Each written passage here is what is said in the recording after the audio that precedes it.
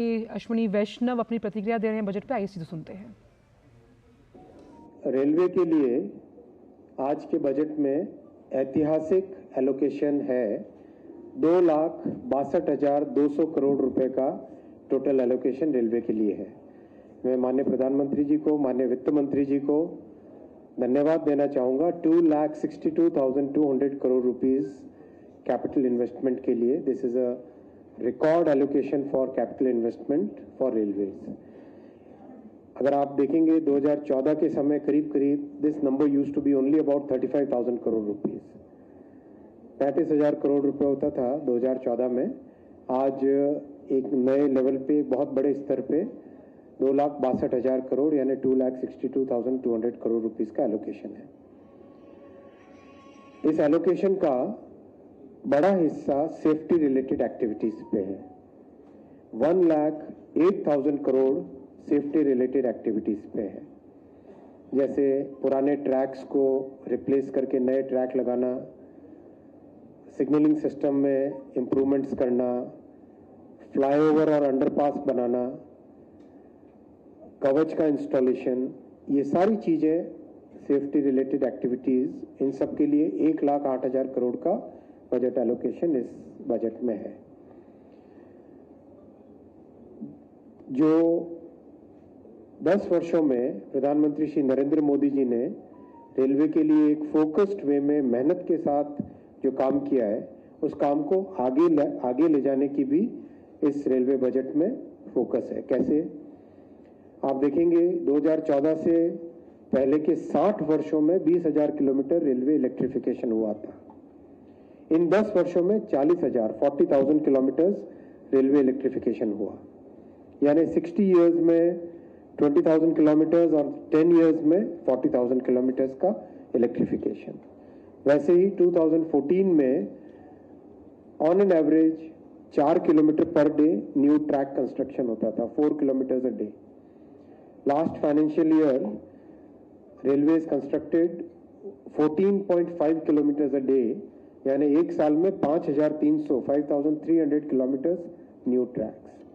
तो railway infrastructure में expansion, बहुत सारे जो बॉटलनेक्स हैं उनको रिमूव करना, रेलवे के इंजन्स की और कोचेस की मैन्युफैक्चरिंग को बढ़ाना, नई टेक्नोलॉजी लेके आना, ये सारे के सारे जो 10 वर्षों में काम हुए हैं प्रधानमंत्री श्री नरेंद्र मोदी जी के फर्स्ट और सेकंड टर्म में, आज के इस बजट से इस थर्ड टर्म में भी इसी तरह से रेलवे को एक बहुत बड़ा बूस्ट मिला है, बहुत बड़ा एक बेनिफिट मिला है, बहुत बड़ा आगे बढ़ने का एक मौका मिला है।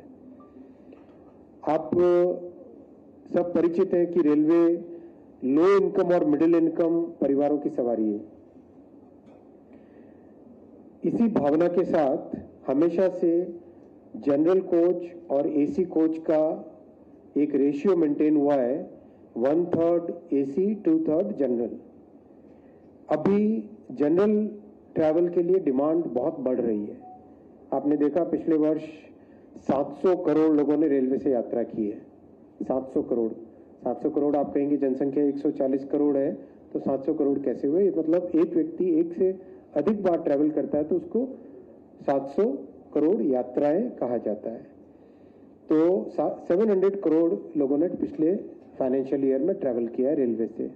इतनी बड़ी डिमांड है, इसीलिए अभी हाल ही में पहला फैसला लिया गया था इस चालू वित्तीय वर्ष में 2,500 एक्स्ट्रा जनरल कोच मैन्युफैक्चर करने का, और उसके बाद में और फैसला लिया गया कि 10,000 एक्स्ट्रा जनरल कोच मैन्युफैक्चर करने का सैंक्शन किया गया था। तो ये दोनों चीजें आज इस बजट में कवर हो गई। बजट का एक, जैसा आप जानते हैं, सैंक्शन होने के बाद में उसका बजटरी एलोकेशन करना होता है, तो वो दोनों की दोनों चीजें आज इस बजट में कवर हो गई। दूसरा, सेफ्टी सिस्टम पे इन्वेस्टमेंट का एक बहुत बड़ा फोकस रहा है, और इस बजट में जैसा मैंने आपको कहा 1,08,000 करोड़ रुपीस का सेफ्टी रिलेटेड एक्टिविटीज पे है। उसमें Kavach will be a major part of it, because आप जानते हैं कि कवच डेवलप होना चालू हुआ 2016 में, इसका पहला अप्रूवल हुआ, 19 में सर्टिफिकेशन हुआ, और उसके बाद में 22 में बड़ा प्रोजेक्ट चालू हुआ और अभी कवच 4.0 अभी कुछ दिनों पहले, 2 दिन पहले अप्रूव हुआ है। कवच एक hardware plus software plus optical fibre plus telecom tower plus on track system का पूरा कॉम्बिनेशन है, plus data centre at the station, उसका पूरा कॉम्बिनेशन है। तो इसमें कवच 4.0 अप्रूव होने से देश अपना नेटवर्क बहुत ही डाइवर्स नेटवर्क है। देश का जो नेटवर्क है वो बहुत डाइवर्स नेटवर्क है। अलग अलग जगह अलग अलग समय पे अलग अलग सिस्टम्स बने हैं। सारे सिस्टम्स को ध्यान में रखते हुए सॉफ्टवेयर पूरा बने, ये उद्देश्य था कवच 4.0 का। तो कवच 4.0 के अप्रूवल से अब बहुत ही रैपिड पेस पे इसका इंस्टॉलेशन चालू होगा। तीसरा बड़ा मुद्दा जो आप सबके सामने आता है बार बार, रेलवे में एम्प्लॉयमेंट से रिलेटेड। तो इसमें भी मैं बहुत स्पष्ट तौर पे कहना चाहूँगा कि यूपीए के 10 वर्षों में करीब 4,11,000 जॉब्स दिए गए थे रेलवे में, और प्रधानमंत्री श्री नरेंद्र मोदी जी के फर्स्ट और सेकंड टर्म के 10 साल में मिलाएं तो अबाउट 5 लाख जॉब्स दिए गए, यानी यूपीए से सिग्निफिकेंटली ज़्यादा, करीब 20% ज़्यादा जॉब्स दिए गए प्रधानमंत्री श्री नरेंद्र मोदी जी के फर्स्ट और सेकंड टर्म में। उसके बाद में बहुत बड़ा डिमांड एक आता था कि एक एनुअल कैलेंडर बने रेलवे में एम्प्लॉयमेंट का। तो वो एनुअल कैलेंडर पिछले जनवरी में पब्लिश हुआ, जनवरी या फरवरी में पब्लिश हुआ, और उसके हिसाब से करीब करीब इस वर्ष टोटल 8,000 है या 40,000 के आसपास का अब तक का सारा जो प्रोसेस चल रहा है, एक एक करके नोटिफिकेशन आ रहे हैं एम्प्लॉयमेंट की हर कैटेगरी के। तो एक मेजर एम्प्लॉयमेंट ड्राइव भी चल रही है साथ ही साथ। और रेलवे से जो विषय है, आप प्रश्न जब पूछेंगे मैं बताऊंगा। मैंने जितने अब तक सुने सबसे आपसे, वो सब एक साथ एड्रेस किए इसमें। नए प्रोजेक्ट्स के ऊपर बहुत फोकस बना रहेगा। आपने देखा ही है कि किस तरह से जो एस्पिरेशनल अपने ड्रीम प्रोजेक्ट्स थे, कश्मीर की कनेक्टिविटी हो, अपने नॉर्थ ईस्ट में हर कैपिटल को कनेक्ट करने के प्रोजेक्ट्स हो, देश के हर राज्य में सब जगह 8 गुना, 10 गुना, 6 गुना इस तरह से कैपिटल अलॉटमेंट हुआ है। राज्य में सब जगह 8 गुना, 10 गुना, 6 गुना इस तरह से कैपिटल अलॉटमेंट हुआ है, और काम भी उतनी तेजी से हो रहा है। तो वो एस्पिरेशनल प्रोजेक्ट है वो बने रहेंगे। साथ ही साथ नए प्रकार के रोलिंग स्टॉक जैसे वंदे मेट्रो, वंदे स्लीपर, वंदे भारत, अमृत भारत ट्रेन, ये सब भी लगातार इस बजट में कवर हुई है। तो ओवरऑल जो रेलवे की डायरेक्शन है, सेफ्टी फर्स्ट, कंफर्ट पैसेंजर्स का, मैक्सिमम कैपेसिटी बढ़ाना, रेलवे के इंफ्रास्ट्रक्चर को सुधारना, उस सब को ध्यान में रखते हुए बजट है। मैं इसके बाद में आईटी और इस पे आता हूँ। भारत में 10 वर्षों में इलेक्ट्रॉनिक्स और मोबाइल मैन्युफैक्चरिंग एक बहुत बड़ा एम्प्लॉयमेंट जनरेशन वाला सेगमेंट बन के उभरा है, और डिजिटल इंडिया से टेक्नोलॉजी डेमोक्रेटाइज हुई है। अब मोबाइल और इलेक्ट्रॉनिक्स का कंपोनेंट का इकोसिस्टम कैसे डेवलप हो, उसके ऊपर काम चल रहा है पिछले कई वर्षों से।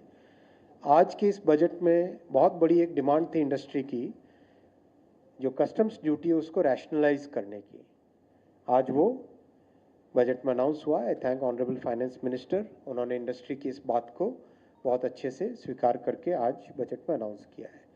इससे जो हमारा कंपोनेंट इकोसिस्टम है वो सिग्निफिकेंटली डेवलप होगा।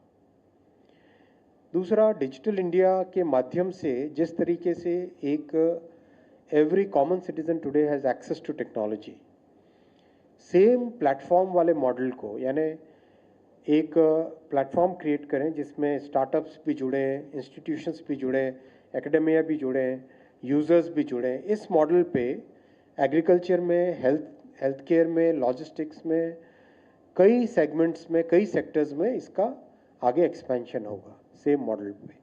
तो this will again democratise technology, और टेक्नोलॉजी कुछ लोगों के, कुछ लिमिटेड के हाथ में ना हो, हर कॉमन सिटीजन के हाथ में जाए, वो ध्यान रखा गया है। आपने देखा हाल ही में कुछ ही समय पहले सर्वर और लैपटॉप मैन्युफैक्चरिंग स्टार्ट हो गई है। अभी 10 या 15 दिन पहले HP ने अपना फर्स्ट सर्वर मैन्युफैक्चर करके शिप आउट किया है। उस दिन मुझे जाना था वहाँ पे, लेकिन फिर मुझे महाराष्ट्र जाना पड़ा, जा नहीं पाया। लेकिन आपको जब भी चांस मिले जाके देखिए। It's a very big kind of path breaking initiative for the country कि जो सक्सेस अपने को मोबाइल फ़ोन में मिली है वही सक्सेस अब लैपटॉप और सर्वर्स की मैन्युफैक्चरिंग में भी मिल रही है। तो overall electronics manufacturing, digital public infrastructure का एक्सपेंशन और जो इनिशिएटिव्स लिए गए डिजिटल इंडिया और मेक इन इंडिया और स्टार्टअप इंडिया में, उस सब को फोकस करते हुए इस बजट में बहुत सारे अच्छे अनाउंसमेंट्स हैं। एंजल टैक्स वाला जो बहुत लंबे टाइम से मुद्दा चल रहा था, जिसमें स्पेशली जो डीप टेक स्टार्टअप्स हैं उनको ये एक मेजर इश्यू था they how do you actually do the valuation जिसके बेसिस पे एंजल टैक्स लगता था। So that point has also been addressed today by abolishing the angel tax. So this is a very significant milestone in the startup India program. I will stop here and take questions for next 10 minutes.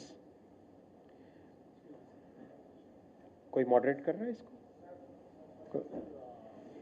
कोई moderate कर रहा है? Gati Shakti project, sir, and how much is been allotted from the budget on Gati Shakti?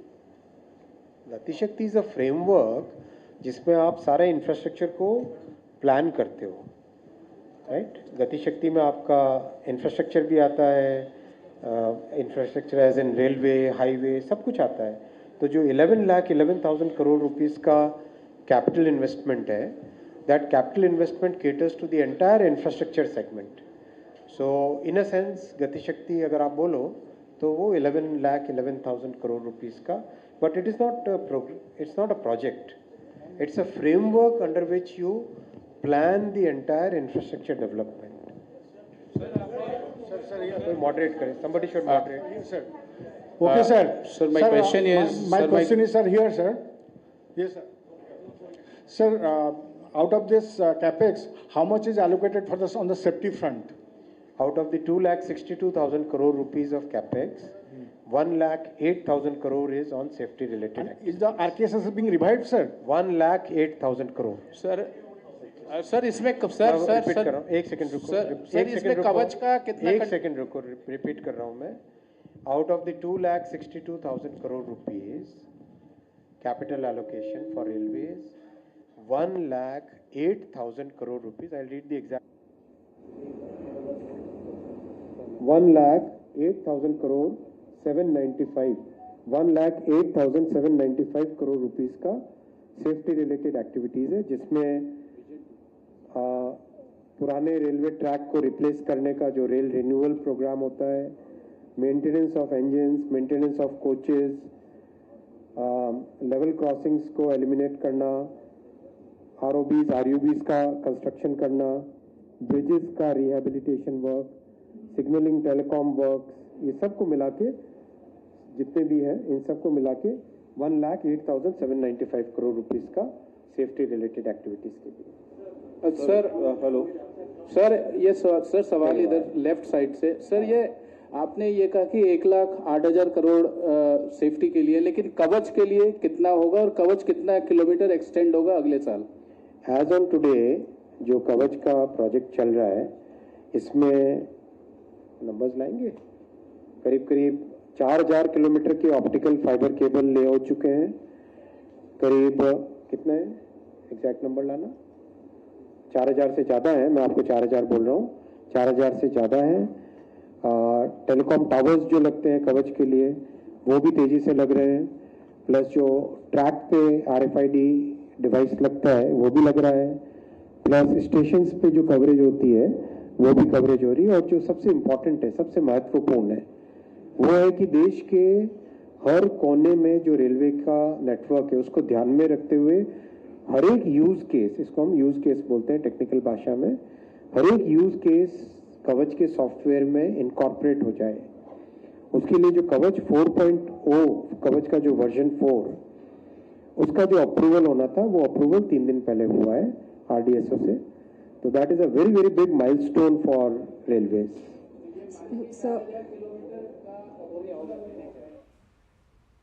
तो ये थे केंद्रीय railway मंत्री अश्विनी वैष्णव जो बता रहे थे